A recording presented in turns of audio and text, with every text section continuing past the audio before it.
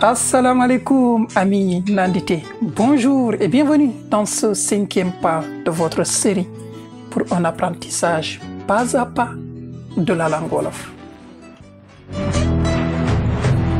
Précédemment, nous nous sommes intéressés au nom et à ses marques, introduisant ainsi une notion fondamentale en wolof, à savoir la notion de classificateur.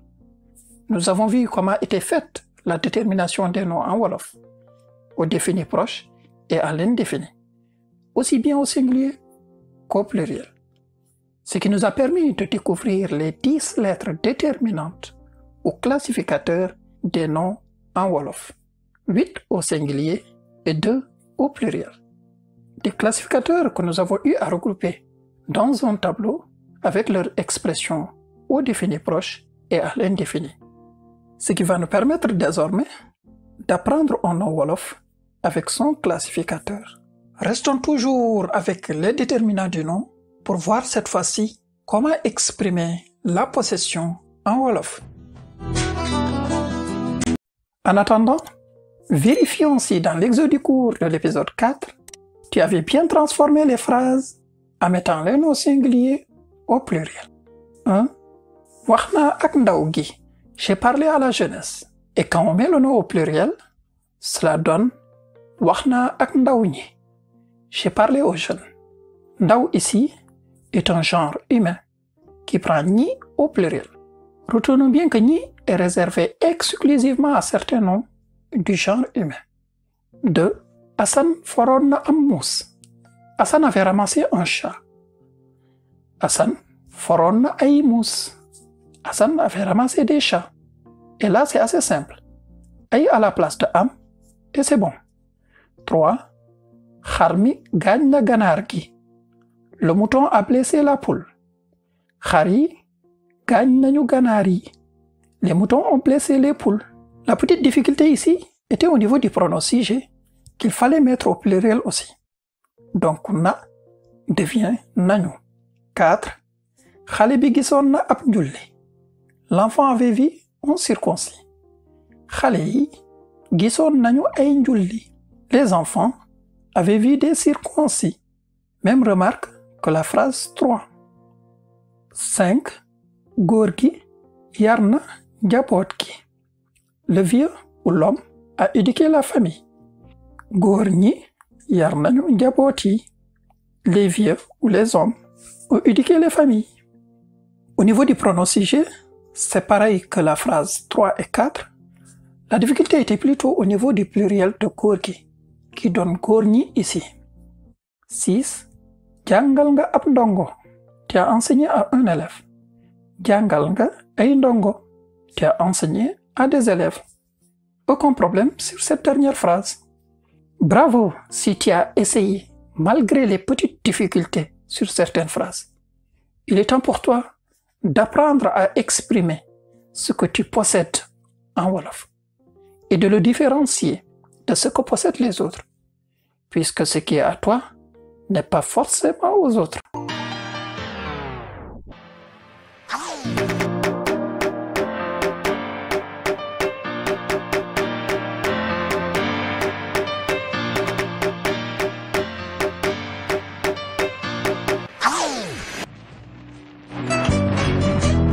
Pour introduire les adjectifs possessifs, nous allons reprendre notre tableau des pronoms personnels indépendants, qu'on appelle aussi pronoms personnels toniques, auquel nous avons rajouté 2 colonnes à remplir pour les adjectifs possessifs. Une pour un possédé, c'est-à-dire au singulier, et une autre pour des possédés indéfinis, c'est-à-dire au pluriel, mais pour un nom indéfini. Il faut savoir qu'en wolof, on peut avoir la double détermination, ce qui n'est pas possible en français. Je peux dire ma maison ou la maison, mais jamais la maison. Alors qu'en wolof, il est possible de dire sama kër, ma maison dans le sens d'une maison à moi, ou sama kër gi, ma maison toujours, mais cette fois-ci dans le sens de la maison à moi. On a 2 sens différents. Le premier est général, tandis que le second est spécifique, plus précis. Dans sama kër, on parle d'une maison qui m'appartient. Alors que sama kër gi, je fais allusion à une maison spécifique qui m'appartient et dont tu connais l'existence. C'est beaucoup plus précis que Samakar. On y reviendra de façon plus approfondie dans la saison 2. Aussi, il y a deux choses à ne pas confondre. Le possesseur et le possédé. Le possesseur peut être à toutes les personnes. Première, deuxième et troisième personne, au singulier comme au pluriel. Tandis que le possédé, lui, est soit au singulier si c'est un élément, soit au pluriel si c'est plutôt un élément. Dans certaines langues, on fera attention au genre aussi. Par exemple, en français, c'est le genre du possédé, masculin ou féminin, qui va déterminer le bon possessif, mon ou ma, ton ou ta. Pour notre exemple, on a ta maison parce que la maison est au féminin. Si c'était un terrain, on aurait dit ton terrain. Alors qu'en arabe, par exemple, c'est plutôt le genre du possesseur qui va déterminer le bon adjectif possessif. Ta maison se dit baytuka si le possesseur est un homme et baytuki si c'est une femme. J'ai d'ailleurs prévu de faire prochainement des vidéos de comparaison des éléments de quelques langues, environ 5 on va dire. Ce sera pour bientôt, Inch'Allah. Heureusement pour nous, en Wolof, c'est beaucoup plus simple. Souvenez-vous que la notion de genre est absente de la grammaire Wolof. Donc, peu importe que le possesseur ou le possédé soit au masculin ou au féminin, cela ne change en rien en ce qui concerne nos adjectifs possessifs. Allons à la découverte des adjectifs possessifs Wolof pour un possédé au singulier à travers quelques exemples de phrases. Gisna sama yaay, j'ai vu ma mère. On aurait pu dire Gisna sama papa, j'ai vu mon père. Cela ne change en rien en ce qui concerne nos possessifs. Sama, mon ou ma en français, est donc l'adjectif possessif Wolof à la première personne pour un nom au singulier. 2. Khamna sa tur, il ou elle connaît ton prénom.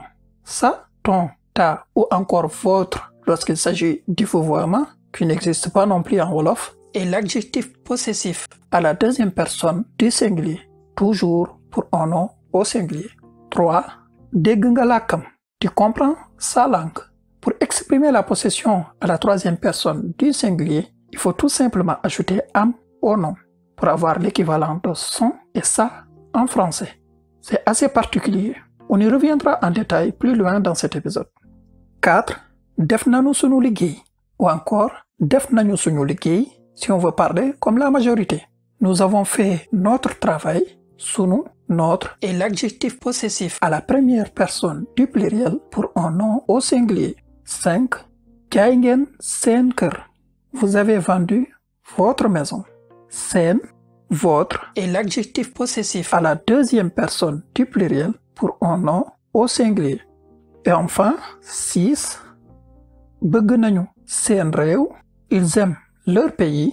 Seen, qui ici signifie leur, est aussi l'adjectif possessif à la troisième personne du pluriel pour un nom au singulier. Donc on a le même adjectif possessif pour la deuxième et la troisième personne du pluriel. Ce n'est que le contexte qui va déterminer s'il s'agit de votre ou de leur. Voilà donc les 6 adjectifs possessifs pour des noms au singulier. Il nous reste à voir les adjectifs possessifs pour des noms indéfinis au pluriel.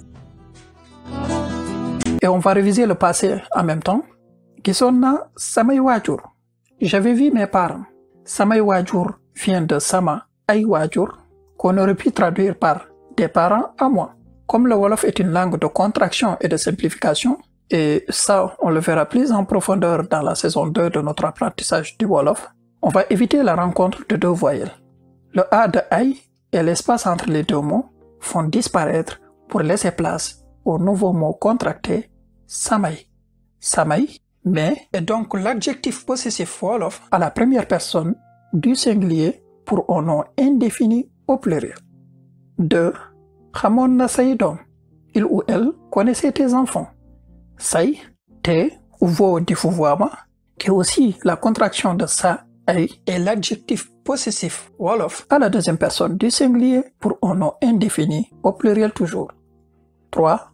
Déggoon nga ay waxam. Tu avais entendu ses paroles. Ou dans un autre sens, tu avais entendu parler de lui. On a ici la preuve que les adjectifs possessifs des noms au pluriel sont issus d'une contraction de deux termes. Un pour la possession et un autre pour le déterminant qui, dans ces exemples, est un indéfini au pluriel. Ay. Vu qu'il n'y a pas de rencontre de deux voyelles, la contraction n'a donc pas lieu d'être. On a vu précédemment qu'à la troisième personne du singulier, l'adjectif possessif venait se rattacher au nom, ce qui n'est pas sans conséquence d'ailleurs, mais on y reviendra plus en détail après cette présentation. Et nous avions vu dans l'épisode 4, vous vous en rappelez sûrement, que le déterminant indéfini était toujours placé avant le nom. C'est pour cela qu'on a cette construction ay waxam. On aurait pu avoir ay këram pour ses maisons, ay dàllam pour ses chaussures, etc. Donc ay, espace am lié au nom, et l'adjectif possessif wolof à la troisième personne du singulier pour un nom indéfini au pluriel. 4. Defoon nanu sunuy liggéey. Nous avions fait nos travaux. Comme pour la première et la deuxième personne du singulier, sunuy ou sunuy dans le langage populaire est aussi une contraction de sunu et ay. Donc sunuy, non, ou sunuy si vous préférez, est l'adjectif possessif wolof à la première personne du pluriel pour un nom indéfini au pluriel. 5. Jaayoon ngeen seeni xar. Vous aviez vendu vos moutons. Là, on a plutôt une transformation de seen ay en seeni. C'est un cas différent des trois autres. Comme il n'y a pas de rencontre de voyelles, la contraction n'est pas nécessaire. Sauf que le déterminant ay va se transformer en i, qui est aussi une marque du pluriel. On le verra en détail dans la saison 2. Donc seeni, vo, est l'adjectif possessif wolof à la deuxième personne du pluriel pour un nom indéfini au pluriel. Et enfin, 6. Gëmoon nañu seeni cosaan. Ils croyaient en leur tradition. C'est pareil qu'à la deuxième personne du pluriel. C'est le contexte qui va nous permettre de savoir si on est à la deuxième ou à la troisième personne du pluriel. Seeni, dans le sens de leur cette fois-ci, est l'adjectif possessif wolof à la troisième personne du pluriel pour un nom indéfini au pluriel. Voilà donc la liste des adjectifs possessifs wolof. Très simple. 4 petits mots à retenir et à placer selon le cas devant ce qui est possédé. Sama, sa, sunu et seen, et le suffixe am à rajouter au nom du possédé si le possesseur est à la troisième personne du singulier. Pour passer du singulier au pluriel, c'est très facile. On rajoute ye à sama, sa, sunu et i à seen. Et si le possesseur est à la troisième personne du singulier, ay devant le nom du possédé, sans oublier le am à la fin du nom. Justement, ce rajout n'est pas sans conséquence. Si le nom se termine par une consonne, il n'y a pas de problème. Mais comment faire si le nom se termine par une voyelle? C'est ce que nous allons voir sous ce titre, particularité à la troisième personne du singulier. Et cela concerne uniquement les noms terminés par une voyelle. Nous allons distinguer deux catégories de noms, les noms à une syllabe et les noms à plus d'une syllabe. D'abord, voyons comment cela se passe pour les noms à une syllabe à travers quelques exemples. 1. Sama daa, mon encre. Si le possesseur est à la troisième personne du singulier, cela va donner pour un nom possédé au singulier daawam, son encre. On rajoute la consonne d'appui we pour éviter la rencontre de deux voyelles. C'est un we léger. Daawam, daawam, que certains même voient avaler. Daam, daam. Et pour un possédé au pluriel, on rajoute un ay devant la possession au singulier. Ay daawam, ay daawam. Samada, mon encre. Daawam, son encre. Ay daawam, ses encres. Samare, mon sourire. Reewam, son sourire. Ay reewam, ses rires ou ses sourires si vous voulez. Samapo, mon jeu. Poowam, son jeu. Ay poowam, ses jeux. Samachu, tout un plat sénégalais à base de riz et de sauce tomate en général, avec du poisson ou de la viande comme on veut. Samachu, chuwam, son chou, ay chuwam, c'est chou. Maintenant, pour les noms à plus d'une syllabe, il y a une petite transformation assez simple à faire. Si le nom se termine par a, exemple, sama aada, mon habitude ou ma coutume, on rajoute le am tout simplement. Ce qui va donner à la troisième personne du singulier Adam, Adam, son habitude. Le a bref de Ada devient un a long. A, sama Ada, mon habitude, ma coutume. Adam, son habitude ou sa coutume. Ay Adam, ses habitudes ou ses coutumes. Et de façon générale en wolof, la rencontre de deux A brefs se contracte à un A long. Si le nom se termine par E, comme dans Sama Téere, mon livre, pour dire son livre, c'est Téereem, Téereem. On remplace le A de am par un E pour que la voyelle brève du nom devienne une voyelle longue. Sama Téere, mon livre, Téereem, son livre, ay téereem, ses livres. Et de façon générale, E plus A donne E en wolof. Maintenant, si le nom se termine par I, comme dans Sama Julli, ma prière, ce sera Julleem pour sa prière. La rencontre d'un I et d'un A va donner naissance à un E, une voyelle longue, et cela est aussi une règle générale en wolof. Sama Julli, ma prière, Julleem, sa prière, ay Julleem, ses prières. Si le nom se termine par O, comme dans Sama Coono, ma fatigue ou ma difficulté, la rencontre d'un O et d'un A va laisser place à un O. Ceci de façon générale aussi. Donc, pour sa fatigue, ce sera Coonoom. Sama coono, ma fatigue ou ma difficulté. Coonoom, sa fatigue ou sa difficulté. Ay coonoom, ses fatigues ou ses difficultés. Et enfin, Sama kaddu, ma parole, ou et A donne O en wolof. On dira donc Kàddoom pour sa parole et ay kàddoom pour ses paroles. Sama kàddu, ma parole, kàddoom, sa parole, ay kàddoom, ses paroles ou ses propos. Il faut savoir que le wolof est une langue qui se contracte énormément. On simplifie au maximum, notamment dans le langage parlé, ce qui en fait une langue très facile à apprendre. Voilà, on a fait le tour sur les adjectifs possessifs wolof. C'est vraiment très simple. On a vu le cas général pour le pluriel. Il nous reste juste quelques cas spécifiques qui ne s'utilisent que dans un certain contexte. Il faut d'abord aborder une notion avant de les voir en détail. On y reviendra dans les prochains cours. Et comme toujours dans nos habitudes, un petit entraînement à la bonne prononciation des mots wolof. Nous allons désormais rajouter les classificateurs aux noms pour être conformes à ce qu'on avait dit dans l'épisode 4, à savoir apprendre les noms avec leurs classificateurs. Nous avions fait le tour des variétés de voyelles. Il nous reste cependant les consonnes composées à voir. Pour ce faire, nous allons reprendre les 5 voyelles de base. A, E, I, O et OU, qui sont, comme vous le savez maintenant, des voyelles courtes. Je vous rappelle aussi qu'une consonne composée est une consonne nasale, issue de la combinaison d'une consonne nasale M ou NE et d'une consonne orale. Il faut la lire comme s'il s'agissait d'une seule lettre et ne surtout pas faire comme les Français en général. M quelque chose ou N quelque chose. Ainsi, M et B donnent B, comme dans mbagg, épaule, mbagg mi, l'épaule, mbedd, rue, mbedd mi, la rue, bind, écriture, bind mi, l'écriture, mbokk, parent, mbokk mi, le parent, mburu, pain, mburu mi, le pain. Ne et de donnent nde, comme dans ndam, victoire, réussite, ndamli, la victoire ou la réussite. Ndey, mère, maman, ndeyji, la mère ou la maman.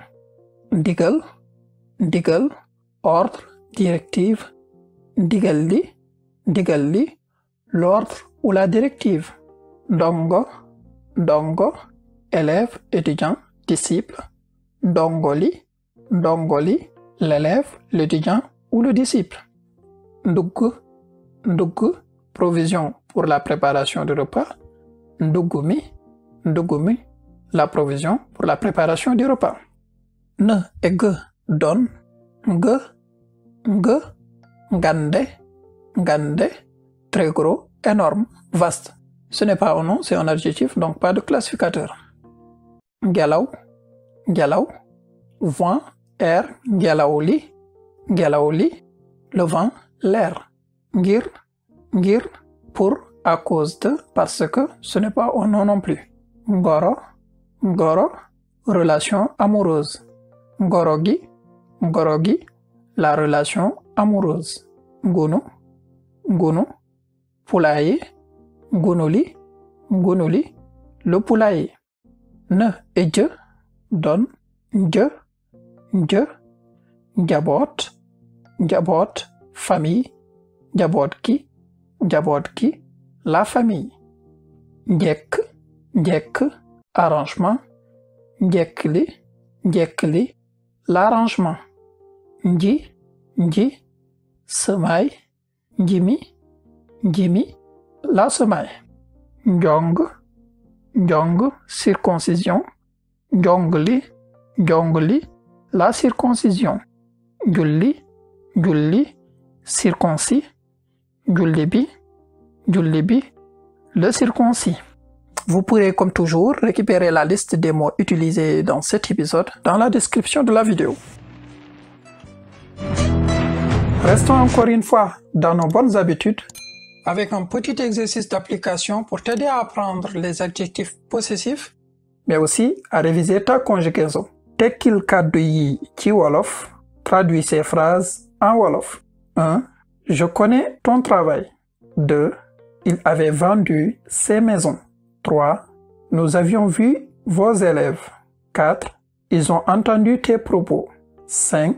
Vous aimez nos traditions. Et 6. Tu as parlé avec mes parents.